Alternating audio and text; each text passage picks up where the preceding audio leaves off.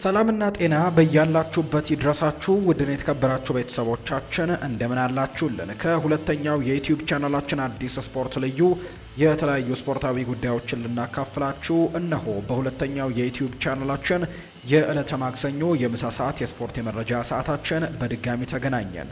ስለምታደምጡን፣ ስለምትከታተሉን ከኛ ጋርም ስላላችሁ ከልብ አድርገን ነው የምናመሰግነው። ዛሬም እንደተለመደው ሰፋ ያሉ የዝውውር ጉዳዮችን እያነሳን ቆይታን የምናደርግበት ፕሮግራምን ወደ እናንተ ይዘን ቀርበናል። ሀሳብ አስተያየቶቻችሁን ልትጽፉልን ትችላላችሁ። ቪዲዮአችንንም ላይክ እያደረጋችሁ ቆይታችሁን በሙሉ ከኛ ጋር እንድታደርጉ ነው የአክብሮት ግብዣዬን ወደ እናንተ የማቀርበው። ፉአድ ባሩ ፕሮግራሙን እመራለሁ። ሀሳብ አስተያየቶቻችሁን አጋሩን። ትልልቆቹን ክለቦች በተለይ ዩናይትድን፣ አርሰናልን፣ ቼልሲን፣ ማንቸስተር ሲቲን፣ ሪያል ማድሪድን፣ ባርሴሎናን፣ ሊቨርፑልን የተመለከቱ የዝውውር ጉዳዮቻቸውን ወደ እናንተ እያደረስን ነው ቆይታን የምናደርገው። እስከ ፕሮግራማችን ፍጻሜ አብራችሁኝ ቆዩ።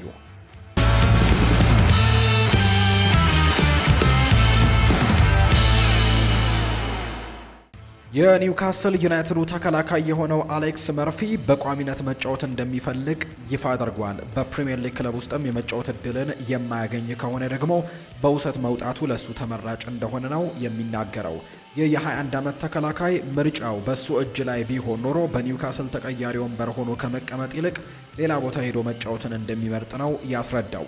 በእንግሊዙ ክለብ ውስጥም ላገኘው እድል አመስጋኝ ቢሆንም እድገቱን ግን ለመቀጠል ግን መደበኛ የመጫወት እድልን እንደሚፈልግ አክሎ ይናገራል። መርፊ ኒውካስልን የተቀላቀለው ከሌሎች ክለቦች እንደሆነም የሚታወስ ነው። መርፊ ብሩህ ተስፋ ያለው ወጣት ተጫዋች ሲሆን በዚህ የውድድር ዘመንም ለኒውካስል 5 ጊዜ ተሰልፎ ተጫውቷል። አሌክስ መርፊ በዚህ የውድድር ዘመን መጀመሪያ ላይ በዩኤፋ ቻምፒየንስ ሊግ ለመጀመሪያ ጊዜ በቋሚ የመሰለፍ እድልን አግኝቶ የነበረ ሲሆን አሰልጣኙን አሳምኖ ተጨማሪ እድሎችን ማግኘት ይችል እንደሆነም ወደፊት የሚታይ ይሆን ነበር። መርፊ ለአይሪሽ እንግዲህ ሲናገርም ምርጫው የኔ ቢሆን ኖሮ ሌላ ቦታ ሄጄ መጫወትን መርጥ ነበር ሲል ይናገራል። ነገር ግን ሁልጊዜ ነገሮች ካንተ ምርጫ ብቻ አይወሰኑም፣ ይህንን ተቀብለክ ደግሞ ራስን መቀጠል ይኖርብሃል ሲል ይናገራል። ተስፋ አደርጋለሁ እድሉ እንደሚመጣልኝ ሲልም ነው የተናገረው። አክሎም የፕሪሚየር ሊጉ ተጫዋች ነኝ ማለትና በየሳምንቱ በቡድን ስብስብ ውስጥ መካተት ጥሩ ቢሆንም እንደ ተጫዋች ግን በጨዋታዎች ላይ መሳተፍ ትፈልጋለህ። ማንኛውም ተጫዋች በየጨዋታው ተቀያሪ ወንበር ላይ መሆን ያበሳጨዋል። ለተወሰነ ጊዜ ደስ ቢልም በኋላ ላይ ግን እየሰለቸ ይሄዳል ሲልም ነው የሚናገረው። በኒውካስል ዩናይትድ በመኖሬ ደስተኛ ነኝ። እዛ በመሆኔ ምንም አይነት ቅሬታ የለኝም። ፍላጎቴ መጫወት ብቻ ነው ሲልም ጭምር ይናገራል። መርፊ ከፍተኛ ተሰጥኦ እና ደግሞ ብሩህ ተስፋ ያለው ወጣት ተጫዋች ነው። ኒውካስልም የእሱን እድገት በጥንቃቄ መያዝ ይኖርበታል። አስፈላጊው እድል ሊሰጡት የሚችሉ ደግሞ ከሆነ ጠቃሚ የዋናው ቡድንም ተሞክሮ እንዲያገኝም በውሰት መላኩ ተመራጭ ይሆናል ተብሎ እንደሚታሰብ ነው መረጃው የወጣው። የቀድሞው የእንግሊዝ ብሔራዊ ቡድን ተጫዋች ኦውን ሃርግሬቭስ ሊቨርፑል ሞሐመድ ሳላህን ለመተካት የባየር ሚኒኩን ኮከብ ማይክል ኦሊሴን እንዲያስፈርም መክሯል። የግብጽ ንጉስ በመባል የሚታወቀው ሳላህ በውድድርም ዘመኑ መጨረሻ ከአንፊልድ እንደሚለቅ በይፋ ማረጋገጡን ተከትሎ ለሱ ተተኪ መፈለግ ለሊቨርፑል አመራሮችም አጣዳፊ ተግባር ሆኗል የተባለው። በቲኤንቲ ስፖርት ላይ የቀረበው ሃርግሬቭስም ሊቨርፑል ባልተረጋገጠ ወጣት ተጫዋች ላይ መወራረድም እንደሌለበት ተከራክሯል። ይልቁንም በአውሮፓ እግር ኳስ ከፍተኛ ደረጃ ላይ ብቃቱን ማሳየት የቻለ ተጫዋችን ማምጣት እንዳለባቸው ነው የሚያምነው። ኦውን ሃርግሬቭስ ሊቨርፑል ማይክል ኦሊሴን እንዲያስፈርም ነው የነገራቸው። ሃርግሬቭስ ለፈረንሳዊው ኢንተርናሽናል ያለው ድጋፍ በጽኑ የገለጸ ሲሆን ኦሊሴ በአንፊልድም ስኬታማ ለመሆን የሚያስፈልገው ሁሉ ነገሮች ያሉት ሲል ይናገራል። ሊቨርፑል ከሆናችሁ ዝግጁ የሆነ ተጫዋች ነው መውሰድ ያለባችሁ፣ የተፈተነና የተረጋገጠ። ለእኔ ያ ተጫዋች ደግሞ ሚኬል ኦሊሴ ነው ሲል ኦውን ሃርግሬቭስ ይናገራል። እንደዚህ ያለ ደረጃ ተጫዋችም ከጠየቃችሁኝ አታገኙም። ኦሊሴ ባየር ሚኒክን እንዲለቅ አልፈልግም፣ ምክንያቱም የባየር ሚኒክ የፊት መስመር ሶስትዮሽ ጥምረት አስደናቂ ነው። ነገር ግን የሊቨርፑል የቀይ መስመር ላይ ስለሚሰለፈው ኦሊሴ የምታወሩ ከሆነ ግን በጣም ድንቅ ተጫዋች ይሆናል ወደዚህ የሚመጣ ከሆነ ሲልም ነው የተናገረው። በባየር ሚኒክ ያስመዘገበው አስደናቂ ቁጥር ይህ የ24 ዓመት ተጫዋች ወደ ጀርመን ካመራ ጀምሮ በአስደናቂ ብቃት ላይ ይገኛል። በዘንድሮ የ2025-26 የቡንደስሊጋ የውድድር ዘመንም ኦሊሴ በ25 ጨዋታዎች ብቻ 11 ጎሎችንና 19 አሲስቶችን አስመዝግቧል።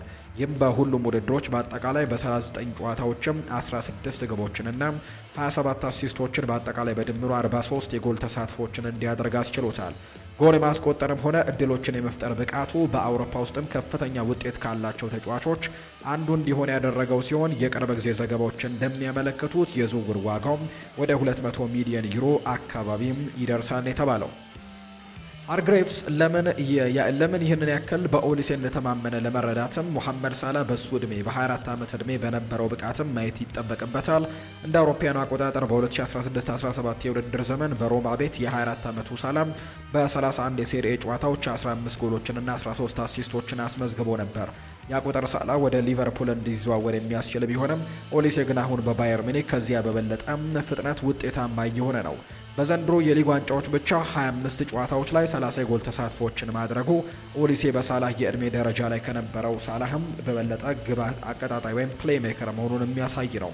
ሳላ በአንፊልድ ወደማይታከት የጎል ማሽንነት ቢቀየርም የኦሊሴ የአሁኑ ጉዞ ግን ገና አሁኑኑ የተሟላ አጥቂ መሆኑን የሚጠቁም አይነት መረጃ እንዳለው ነው ዘገባው የጠቆመው።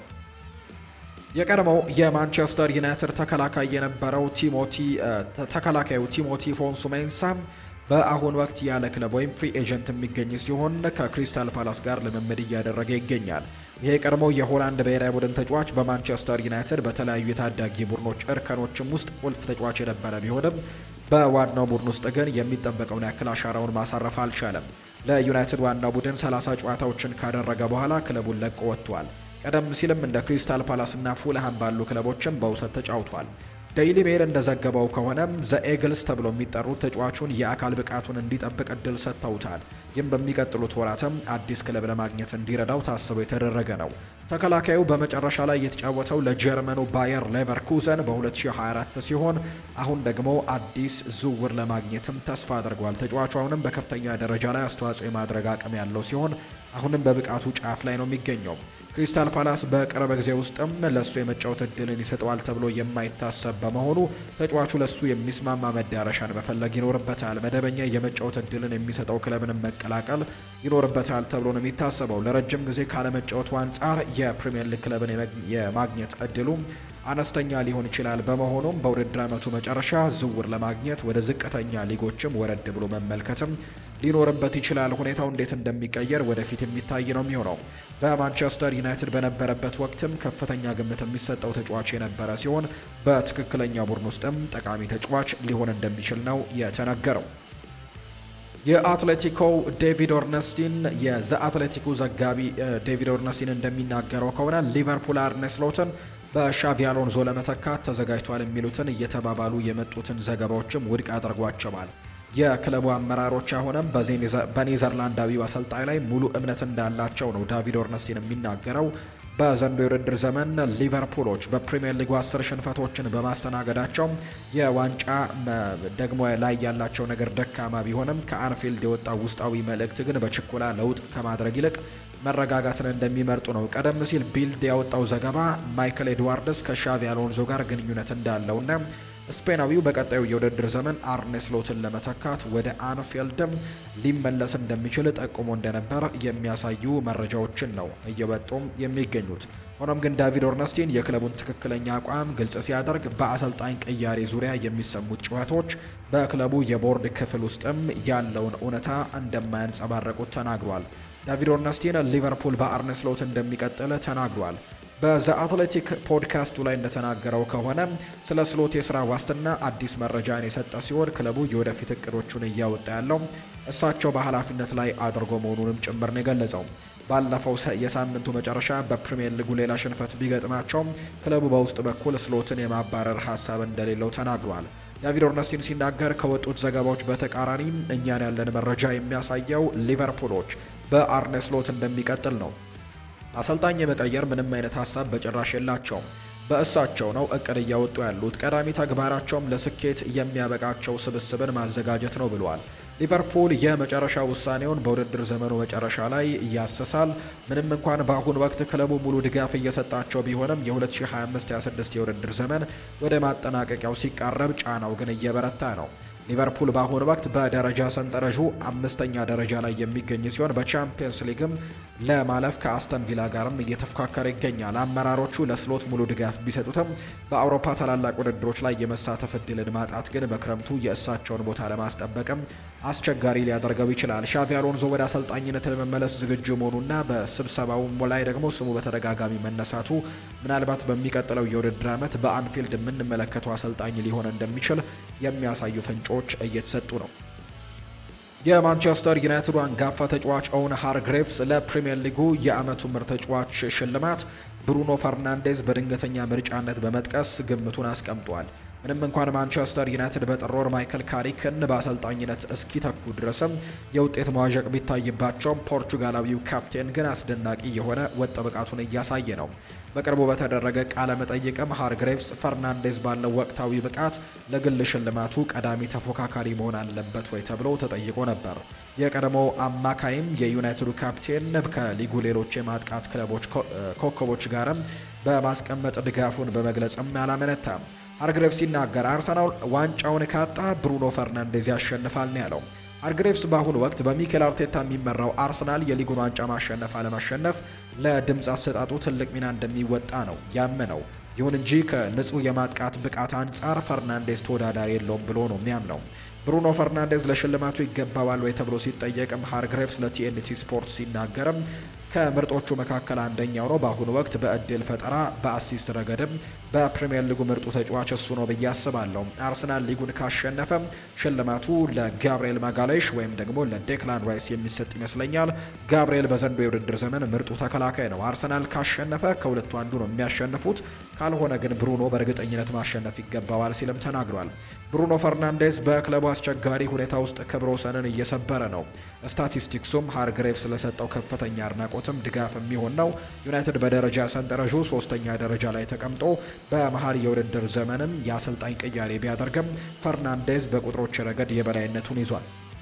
በዘንድሮ የፕሪሚየር ሊግ የውድድር ዘመን በ28 ጨዋታዎች 16 አሲስቶችንና 8 ጎሎችን አስቆጥሯል። በቅርብ ጊዜ ውስጥም ውጤታማው ዴቪድ ቤካም በአንድ የፕሪሚየር ሊግ የውድድር ዘመን አስመዝግቦት የነበረውን የ15 አሲስቶች ክብረ ወሰንንም እንዲያሻሽል አድርጎታል። ገና 8 ያክል ጨዋታዎች እየቀሩት ፈርናንዴዝ በቲየሪ ኦንሪና በኬቨን ደብሮይና ተይዞ የሚገኘውን የ20 አሲስት የሊጉን የምንጊዜም ክብረ ወሰን ለመብለጥም እድሎች እንዳሉት ይነገራል። በዚህ የውድድር ዘመን ከ100 በላይ የጎል እድሎችን የፈጠረ በመሆኑ ዩናይትድ ሊጉን በሚያጠናቅቅበት ደረጃ ላይ ሳይወሰን የሊጉ ምርጥ ተጫዋች ለመባል የሚያስችል ጠንካራ እድሎች ያሉት ሲልም ጭምር ነው ኦውን ሃርግሬቭስ ነው ይህንን ሀሳብ የሰጠው። ሙሐመድ ሰላህ በውድድር ዓመቱ መጨረሻ ሊቨርፑልን እንደሚለቅ አረጋግጧል። ይሁን እንጂ ሊቨርፑሎች አሁን በነፃ ለሚያጡት ተጫዋች እስከ 150 ሚሊዮን ፓውንድ ሊያገኙ ይችሉ ነበር። ኢኤስፒኤን እንደዘገበው ከሆነ እንደ አውሮፓውያኑ አቆጣጠር በ2023 ሊቨርፑል ከሳዑዲ ፕሮ ሊግ ግዙፍ ክለብ አልኢቲሃድ ምሳሌ የቀረበለትን የ150 ሚሊዮን ፓውንድ ጥያቄ ውድቅ አድርጎ ነበር። አሁን ግን አልኢቲሃድ ግብፃዊውን ኮከብ በድጋሚ ለማስፈረም ፍላጎት እያሳዩ ነው። ዘገባው እንደሚያመለክተው ሳላህ ምንም እንኳን በኮንትራቱ 1 ዓመት ቢቀረውም አሁን በነፃ እንዲለቅ ግን ይፈቀድለታል። ክለቡ እንዲህ ያለውን ከፍተኛ የዝውውር ሂሳብ ማጣቱ ትንሽ ሊቆጨው እንደሚችል ጥርጥር የለውም። ሊቨርፑል ያለፈው የውድድር ዘመን ሙሐመድ ሳላህን በ150 ሚሊዮን ፓውንድ አይሸጠውም ነበር። በእርግጥ ሳላህ ባለፈው የውድድር ዘመን ለሊቨርፑል በብቃቱ ጫፍ ላይ የነበረ መሆኑን ማስታወስ ደግሞ ተገቢ ነው። ከዚያ በኋላ ብቃቱ በከፍተኛ ሁኔታ ቢቀንስም በእግር ኳስ ውስጥ ነገሮች በፍጥነት ሊለወጡ ይችላሉ። ሊቨርፑል ባለፈው የውድድር ዘመን ሳላህ ያሳየውን አስደናቂ ብቃት በ150 ሚሊዮን ፓውንድ አይለውጠውም ነበር። ምክንያቱም ያ ገንዘብ በሱ ቦታ የሚተካ ያን ያክል ጎበዝ ተጫዋች ለማምጣት በቂ ላይሆን ይችላል። ሳላህ ሊቨርፑልን በፕሪሚየር ሊግ ዋንጫ ድልም ሲያበቃም የጎልደን ቦታ አሸናፊ መሆኑ ይታወሳል። ራሱንም ከሊቨርፑሎች የምንጊዜም ምርጥ ተጫዋቾች አንዱ አድርጎ ማረጋገጡ የሚታወስ ነው። 150 ሚሊዮን ፓውንድ የክለቡ የገንዘብ መዝገብም ጥሩ ሊሆን ቢችልም ደጋፊዎች ግን እንዲህ አያስቡትም። በፕሪሚየር ሊጉ ታሪክ ውስጥ ካሉ ምርጥ ተጫዋቾች አንዱ እንዲሁም ደግሞ ታላቅም ብቃት ሲያሳይም የመመልከት እድልን በማግኘታቸው ደስተኞች ናቸው። ሳላ አሁን ላይ ከቀድሞ ብቃቱ ወርዷል። በመሆኑም አሁን ላይ እንደዛ ያለ ትልቅ ዋጋ ሊያወጣ አይችልም። ነገር ግን የ33 ዓመት ኮከብ ባለፈው የውድድር ዘመን ዋንጫውን በክብር ማስረከቡ ለክለቡ በሚገባው መስዋዕትነት እንደነበር የምናስታውሰው ነው። እንደ መረጃዎች ከሆነ ሳላህ ወደ ሳዑዲ ፕሮ ሊግ ሊያመራ የሚችል ሲሆን ከሜጀር ሊግ ሶከር ግዙፍ ክለቦችም ሳን ዲዬጎ እንዲሁ ደግሞ ፍላጎት ቀርቦለታል። የቀድሞው የሮማ ተጫዋች በርካታ ፈላጊዎች እንደሚኖሩት ግልጽ ሲሆን ተጨማሪ ስሞችም ወደፊት ሊታወቁ እንደሚችሉ የሚያሳዩ መረጃዎች አሉ። ኢኤስፒኤን ሳላህን ከአልኢቲሃድ ጋር አጥብቆ ቢያያይዘውም አልናስር እና አልሂላል ግን በዚህ ክረምት እሱን የማስፈረም እቅድ እንደሌላቸው ነው መረጃዎች እየጠቆሙ የሚገኙት። ማንቸስተር ዩናይትድ የኖቲንግሃም ፎረስቱን የመሃል አማካይ ኤሊዮት አንደርሰንን በዚህ ክረምት ከሚፈልጉት የቁጥር 8 ቦታ ተስማሚ ተጫዋች አድርገው ለይተውታል። ማንቸስተር ዩናይትዶች ባለፈው ዓመት ማታያስ ኩኛህን ሲያስፈርሙ እንዳደረጉት ሁሉ የዘንድሮውን የዝውውር ስራቸውንም ቀድመው ለማጠናቀቅም ከፍተኛ ፍላጎት አላቸው። ስካይ ስፖርት እንደተናገረው ማንቸስተር ዩናይትዶች መጪው የ2026 ዓለም ዋንጫ የተጫዋቾችን የዝውውር ዋጋ በእጅጉ ሊያሰቅለው እንደሚችል በሚገባ ተረድተዋል። ኤሊዮት አንደርሰን በዓለም ዋንጫው በቶማስ ቱሄል በሚመራው የእንግሊዝ ቡድን ውስጥም ቁልፍ ሚና ይኖረዋል ተብሎ የሚጠበቅ ሲሆን በውድድሩ ላይ ብቃቱን በማሳየት የዝውውር ዋጋውንም ከፍ የማድረግ እድሉ ትልቅ ነው ተብሏል። የ23 ዓመቱ ተጫዋች በዘንዶ የውድድር ዘመን ለኖቲንግሃም ፎረስት ድንቅ ብቃትን እያሳየ ሲሆን በእንግሊዝ ብሔራዊ ቡድን ውስጥም ራሱን እያረጋገጠ የሚገኝ ተጫዋች ነው። ዩናይትድ ይህንን ተጫዋችም ዋነኛ ኢላማው ማድረጉ የማይገርም ቢሆንም ስካይ ስፖርት እንደጠቆመው ከማንቸስተር ሲቲም ጠንካራ ፉክክር ሊገጥመው ይችላል። በተጨማሪም ቸልሲ የወደፊት ቆይታው አጠራጣሪ የሆነውን ኤንዞ ፈርናንዴዝን ለመተካትም ኤሊዮት አንደርሰን ላይ አይኑን ማሳረፉን የታወቀው ኖቲንግሃም ፎረስት የኤሊዮት አንደርሰን የዝውውር ዋጋን ለመጨመርም ዓለም ዋንጫውን ሊጠቀምበት እንደሚችል የሚያሳዩ ነገሮች አሉ። ፎረስት ኤሊዮት አንደርሰንን በቡድን ውስጥ ማቆየት ከባድ እንደሚሆንባቸው ቢረዱም የዓለም ዋንጫው ግን ለራሳቸው ጥቅም ሊያውሉት ይችላሉ። ከውድድሩ በፊት ወደ ድርድር ለመግባት ፍቃደኛ ካልሆኑም በትዕግስት ጠብቀው በክረምቱ መጨረሻ ላይ ዋጋውን ከፍ ማድረግ እንደሚችሉም ነው የሚያውቁት። ኤሊዮት አንደርሰን በፕሪሚየር ሊጉ እያሳየ ያለውን ብቃት በዓለም ዋንጫው ላይ መድገም የሚችል ከሆነ ዋጋው ከመቼውም ጊዜ በላይ ይንራል ተብሎ ነው የሚታሰበው። ይህ ሁኔታ ለዩናይትድ የማይመች ቢሆንም የዝውውር ገበያው ቁጥጥር ያለው ፎረስት እጅ ላይ ነው። በመሆኑም ኖቲንግሃም ፎረስቶች ተጫዋቻቸው በዓለም ዋንጫው ደምቆ እንዲወጣና በክለቦች መካከልም የዋጋ ፉክክርም እንዲፈጠር እስከ ክረምቱ መጨረሻም ሊታገሱ እንደሚችሉ ጭምር የሚያሳዩ መረጃዎች ናቸው የተመለከት ነው። ከቼልሲና ቶተንሃም ጋር ስሙ ተያይዞ የነበረው የዩቬንቱስ አጥቂ ዱሻን ቭላሆቪች አዲሱን ለመፈረም መቃረቡ እየተነገረ ነው። የሰርቢያዊ ኢንተርናሽናል የሆነው ዱሻን ቭላሆቪች አሁን ያለው የዩቬንቱስ ውሉ በዚህ ክረምት የሚያበቃ ቢሆንም አሁንም ግን ውሉን ለማራዘም በሚደረገው ጥረት ላይ መሻሻል የታየ ይመስላል። ጋዜጣ ዴሎ ስፖርት እንደዘገበው ዱሻን ቭላሆቪች ምንም እንኳን በቅርብ ጊዜያት ብቃቱ ቢቀንስም በዩቬንቱስ ለመቆየት የሚያስችለውን አዲሱን ለመፈረምም ተቃርቧል። ይህም ለዱሻን ቭላሆቪች በቱሪን 5ኛ የውድድር ዘመኑ ሲሆን አስመዝግቧቸው የነበሩት ቁጥሮች ግን ወደ አንድ አቅጣጫ ወይም እያመሩ መሆኑን ከዚህ በታችም ያለው የደረጃ ሰንጠረዥን መመልከት ይቻላል። ፉት መርካቶ ዱሻን ቭላሆቪች ከቼልሲ ጋር እንዲሁ ደግሞ ስፐርስ ጋር ቢያያዝም ተጫዋቹ ግን በነፃ ወኪልነት ማግኘቱ ሳቢ አማራጭ ቢሆንም በዩቬንቱስ በነበረው ቆይታ ያን ያክል ዓለምን እያስደነቀ ብቃት አላሳየም። ክለቡም እሱን ለማቆየት መስራቱ ትንሽ የሚገርም ሆኗል።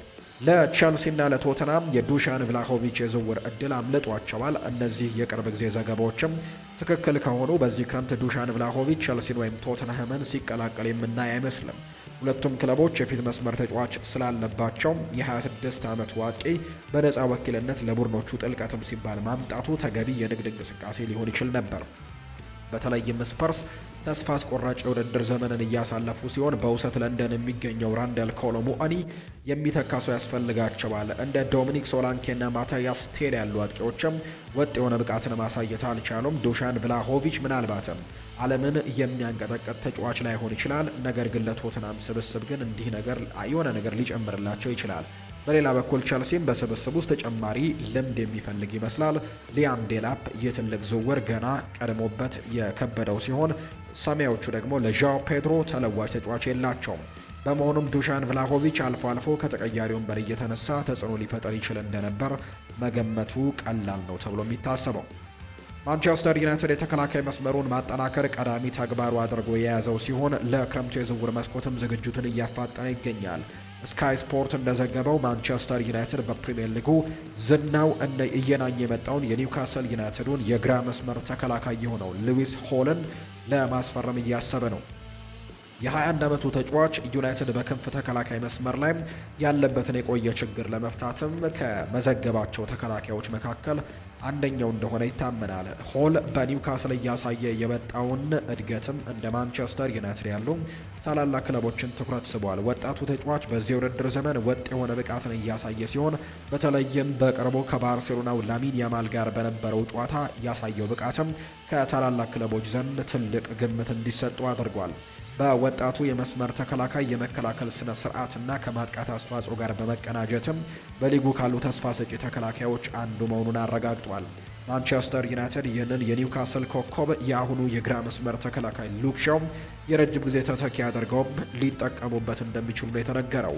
ሆል በቡንደስሊጋው ድንቅ ብቃት እያሳየ ለሚገኘው የአይንትራክ ፍራንክፈርቱ ተከላካይ ናትናኤል ብራውንም እንደ አማራጭ እየታየ መሆኑ ተገልጿል። ከሆል ጋር የሚደረገው ድርድር አስቸጋሪ የሚሆን ከሆነ በጉልበቱና በመከላከል ብቃቱ አድናቆትን ያተረፈው ብራውን ተመራጭ ሊሆን ይችላል። የተከላካይ መስመር መሻሻል ቅድሚያ የሚሰጠው ቢሆንም ማንቸስተር ዩናይትድ የማጥቃት አማራጮቹን ለማሳደግም ትኩረትን ሰጥቷል። ዘገባዎች እንደሚያመለክቱት የ19 ዓመቱ የአርቢ ለብዚሽ የክንፍ ተጫዋች ያን ዲያማንዴ በዝርዝር ውስጥም ተካቷል። ሌላኛው ስሙ እየተነሳ የሚገኘው ተጫዋች በፈጠራ ብቃቱና በታታሪነቱ የሚታወቀው የኤቨርተኑ አጥቂ ሊለማን እንጃይ ነው። የማንቸስተር ዩናይትድ ስትራቴጂ በወጣት ተሰጦችና በፕሪሚየር ሊጉ ልምድ ባላቸው ተጫዋቾች መካከል ሚዛኑን የጠበቀ ስብስብ መገንባት ላይ ያተኮረ ስራን እየሰሩ እንደሚገኝ የሚያሳዩ ዘገባዎች ናቸው በትልቁ እየወጡ የሚገኙት። የተወደዳችሁ ቤተሰቦቻችን ከሁለተኛው የዩቲዩብ ቻናላችን አዲስ ስፖርት ልዩ ለዛሬ ያዝንላችሁ አዳዲስ ጉዳዮቻችን እነዚህን ይመስሉ ነበር። ስላደመጣችሁን፣ ስለተከታተላችሁን ከእኛ ጋርም ስለነበራችሁ ከልብ አድርገን ነው የምናመሰግናችሁ። ፉአድ ባህሩ ፕሮግራሙን መራው። ሌሎች የርዕሰ ጉዳዮችን ይዘን በሌሎች ፕሮግራሞቻችን በድጋሚ እንገናኛለን። ለዛሬ ግን ስላደመጣችሁኝ ከልብ አድርጌ ነው የማመሰግነው። መልካም ቀን ይሁንላችሁ።